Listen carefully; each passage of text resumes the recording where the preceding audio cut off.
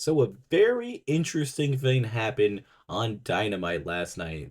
I wanted to talk about it because it's a very interesting thing and maybe has bigger implications for other stuff, or maybe it's just a little bit of a tease that AEW has set up, or just in general something that they didn't think was going to blow up as big.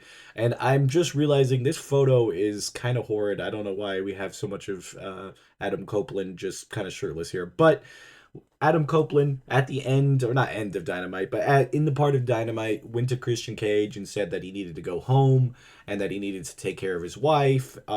Just the basic stuff based off of their match at All Out, where Bev Phoenix or Bev Copeland got hurt and all that type of stuff. So they made it kind of like a teaser, like, oh yeah, he's going home. Well, it does feel very interesting that like there could be another reason, and maybe it's a stretch. I know a lot of the internet is hoping it's the case, and like I said, a lot of this type of stuff, you never know if it's going to be true or if it's going to happen, but you just gotta hope with bated breath.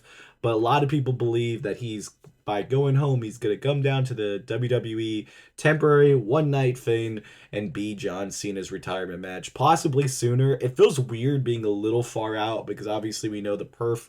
Um, that he's facing AJ Styles, but maybe they need a little bit of time, or maybe he was already kind of destined for like a little bit of a break, and that they thought he'd break and then get like the opportunity. I mean, it could possibly even be at Survivor Series at this point.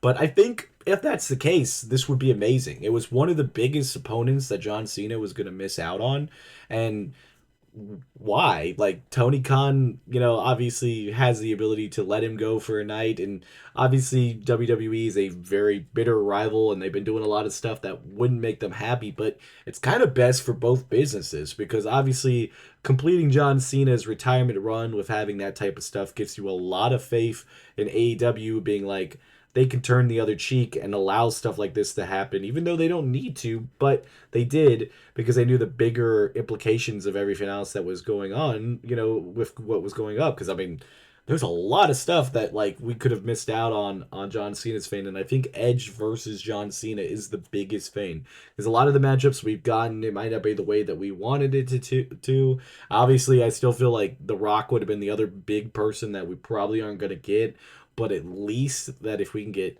Edge versus John Cena, if this is where it comes from, I'm on board, man. I'm completely on board with that. And I guess we're just gonna have to see how it is. I just kind of wanted to make a video on it because it's kind of an interesting thing.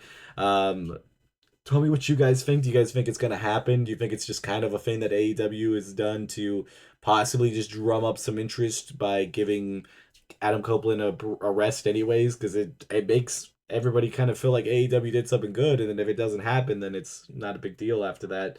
So I guess we'll see. So I'm kind of excited. Tell me what you guys think. Bye, guys.